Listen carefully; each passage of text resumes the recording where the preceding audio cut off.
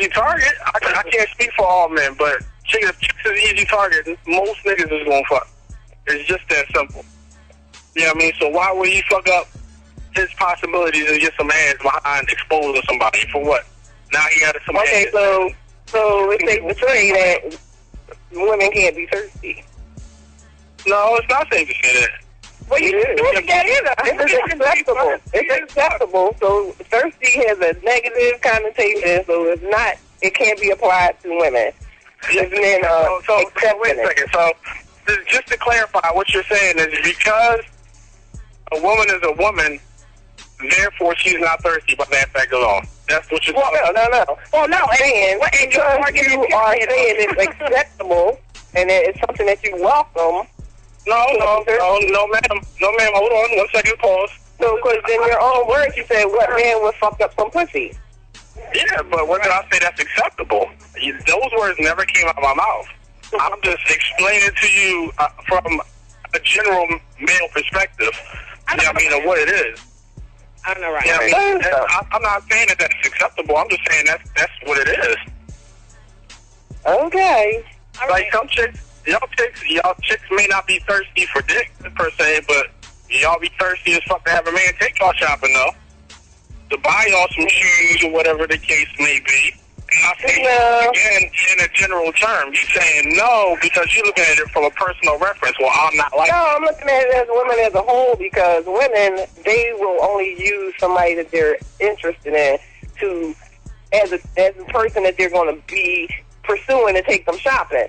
A man, they'll go out and, like, for instance, Mara went out and sent like a mass email to 15 women or more in a pursuit of pussy. But I'm saying, like, y'all keep using Mar as the baseline when that nigga's not the baseline. You know what I mean? He is the epitome. What you just said applies to women also, as well as because y'all say, I mean, what I said earlier, why would a man fuck up his pussy? That's what he's pursuing. That's what he wants. At the end of the day, that's what he after. So we don't send mass emails and put on the smile face. Yeah, man, email shit. I can't. I'm not saying the nigga not thirsty. That's some. Well, exactly. Bingo. I ain't never seen no shit like that before in my existence, and I've been around for a little bit. Like I ain't never seen no shit like that. It was hilarious, quite frankly. But I mean, it was sad. It was sad. Yo, if that's what he do, that's what he do, though.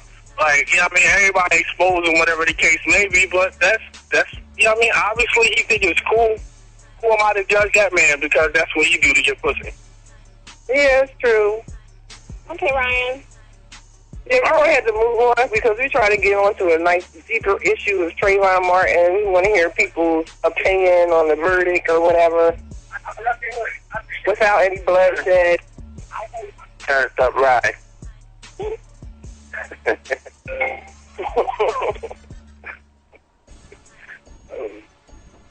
I would prefer if a Caucasian would call in and express their views on the verdict. Well, before somebody gets on, I mean, we saw earlier today your thoughts on the verdict. So, do you feel that this is completely and only a racial issue, or do you think race just played a piece in a bigger overall scheme of things? Like, well, I think race is the issue because he was targeted because he was black. It started with race. He was profiled, and he wasn't profiled as just a teenager walking home from a store. He was profiled as a menace, a black person, teenager. He had to be on drugs. You know, he had to have a problem. So he was profiled, and that's what started the race wheel rolling, in my opinion. So I'm not going to say that the verdict was racial. However, the reason Trayvon Martin was killed is because he was black, in my opinion. And I believe so. I agree so. But as far as the verdict is concerned, I think that more than anything shows that if you know the right people, if you have enough money, you can make whatever you want to have happen. And because of which, because of that, we got a lot of trouble ahead of us. Because just like, what's the guy's name? Nasilio posted the picture of Dexter. Yeah, reading the paper about Zimmerman getting off. Like, vigilanteism is going to increase. People are going to think that they can just do whatever they want to do, and I can just say self-defense, or I can do this, or I can do that, or as long as I have enough money, I can get past this, or I can get past that. But the thing is, who has the most money, and who typically doesn't have the most money in a court of law? It's typically the black man or the black person that's the defendant that typically doesn't have the most money and has a public defender defending them. So that scale is unbalanced. So that in and of itself is racial, because most times the people with the most money are of Caucasian persuasion. They also have supporters. The law should be the law. It shouldn't matter if you have money. Yeah, that's very true. But if you do, it's not. Which leads us back to who has the most money in most situations like that. So whose fault is it that black people don't have money though? Is that a racial problem? Is that our problem as black people? It's so many variables, so many things that, this conversation can go in so many different directions. It could take hours. It would actually take me hours to explain why blacks typically are the underdog in the courtroom. And I personally, in this day of Google, there shouldn't be anybody that's unaware of why there's a disparity when it comes to blacks in the criminal justice system and America as a whole. I don't understand why everybody's so, we have overcome. No, we haven't. Yesterday's verdict should explain and prove to everybody that we have a long way to go. The truth of the matter is, an innocent black boy walking home from the store, not committing any crimes, unarmed, was profiled, hunted down, gunned down, and killed by a white man. That's the whole thing in a nutshell. Anything else? Anything else is... I don't even want to talk about it. So let everybody else talk about it.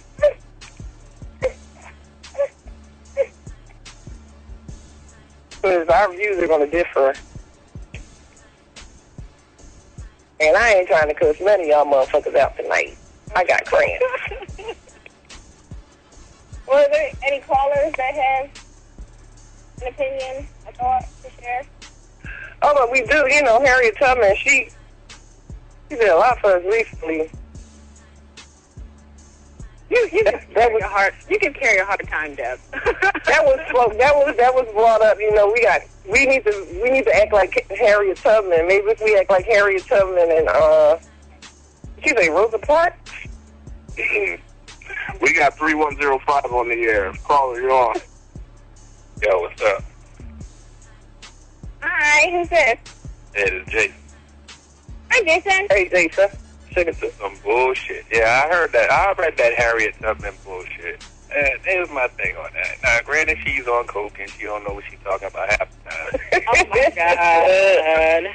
But she admitted it. She's like sniffing coke all day. I don't know. But, she did have a point, which is, it ain't about white. In this case, if it was a black-on-black thing, nobody would be raised in hell. It's almost accepted as daily life. Or another black-on-black crime. somebody white do it. Now everybody want to hold hands and black out their faces on Facebook and crazy hell. I'm like, this is a much deeper problem. The deeper problem is the black on black crime, not the white on black crime at this point. What? It's overlooked. It is. What? We're able to say, like, oh, what could have been and what should have been, and if this had been like that, and da-da-da-da-da. But in the right now, Jason Robinson, what are you going to do to make sure that, you know, something that your daughter isn't going to have to face something like this, that she's not going to have to deal with? She can't do the thing. Exactly. So that's what if there's nothing that we can do, why get online and bash and drag and have all of this and all that going on if you're not going to do anything about it? I fight my own personal war. I don't concern myself with ignorant people who want to believe that everybody is equal. I'm not going to fight for them. I teach my son, when you are stopped by the police, put your hands up, put your hands through the steering wheel, let them see your hands, because they will kill you. They will kill you. A white cop will put a bullet in your head. Make the wrong move, he's not going to ask you, do you have an education? Who's your mother? He's going to fuck your ass up and shoot you right there in your car. The end. Those are the things that I teach my children, my sons, my grandsons. Because the reality is, they're targets. They're black men, and they're targets. Okay, well, and the murder of Trayvon is evidence that a black man can be killed, well, let's not just say Trayvon. Let's just say every black man that's been killed by a cop and the cop was acquitted. That's proof that a black man can be killed and the person can be acquitted. The end. Yeah, I can go with that. I'm just going to stick. I'm not going to concentrate on black people as a whole because that's a losing battle in my opinion. Right. I'll just concentrate on my camp. Hold up. Why is that a losing battle? Because you, as with many other black people, believe that since we can shit in their toilets and drink in their water fountains, that we're equal, and that's far from the truth. And that's just my opinion. So I don't want to get hyped up because I got cramps. So I'm gonna let y'all go ahead and continue this conversation. What the hell is that? Ain't got nothing to do with it, then. I don't want to go no further because I don't want to sound like a racist, and I will at some point begin to sound like a racist. You too high yellow to be racist, first of all. Second of all, 3 shades lighter than Zimmerman, something about you. You ain't know it. I'm not going to say that I hate white people. I'm just going to say I have a good idea of what they're capable of doing. Yeah, a whole bunch of people do. But so, with that knowledge, I'm not going to say that we're equal. And we should feel that because we can now walk up the street without being stopped and asked for papers, that, you know, we're equal citizens in the United States of America. That's far from the truth. But I'm not going to knock any shucking and jiving nigga that believes that. Oh, jeez. Oh. Do as you please. All right. You really think you're a second-class citizen? It's not what I think. See, this is where a lot of people get it wrong. These are not my faults. This is the reality. All right, so some places, like where you live, there's some places you don't go? I mean, like... No, there's no place I don't go. But there's some places that I go where I am looked at as a second-class citizen in 2013. There's some places that I go where if I stand behind a white woman, she turns around like I want something in her bag, like whatever she has is so valuable that my black ass can't resist the urge to steal it from her. You're all kind of ratchet. However, I'm still going to go to the store. I still have to do what I have to do, but I'm not going to be